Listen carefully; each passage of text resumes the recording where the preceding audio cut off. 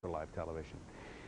And that was good. We liked that. We liked the music. But we want more. The dirt, the more juice. Paul. Yes, And backstage. Tonight, take us there. Paul answers his critics. John, Paul McCartney has said it was easier being a Beatle than an ex-Beatle, and perhaps with good reason. He hasn't had a top 10 hit since the early 1980s.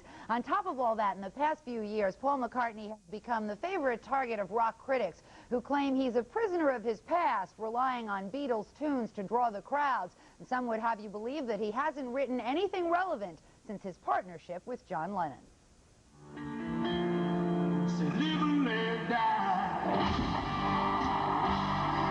The critics have put you in a position in recent years where you've had to not only defend yourself, but sort of compete with the legacy of John Lennon. Certainly you must read some of this stuff. How do you deal with it? I kind of ignore them.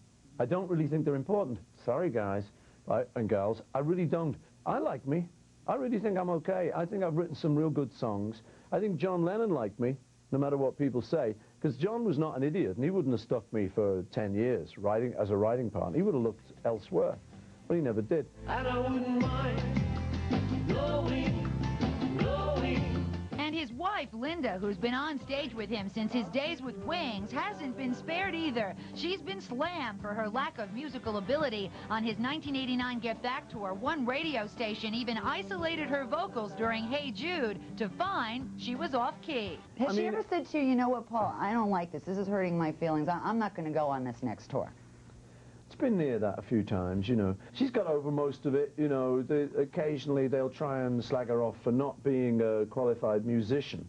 But as I say to most people, listen, Ringo, John, George and Paul were not qualified musicians. None of us passed a music exam in our lives. I mean, I wouldn't know yesterday if I saw it staring me in the face, you know. So I say, look, you know, she's an innocent, she's a primitive, it's a sort of, it's a fun she brings to it. It's not sort of some great keyboard player. We've got a keyboard player who does all the hard stuff.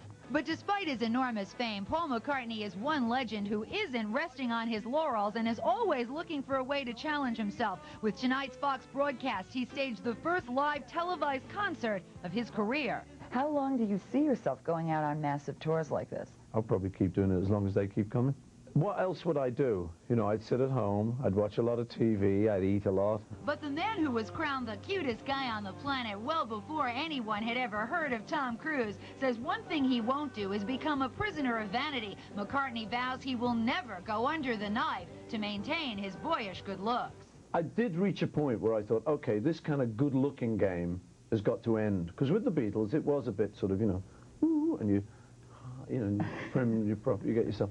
After the age of 40, you do sort of think, I'm just going to have to get into this now. I'm a grown man now, you know. And or some other people say, well, I'll have to change myself. Yeah. Well, no, I will never do that. I mean, I need it, but I'm not having it.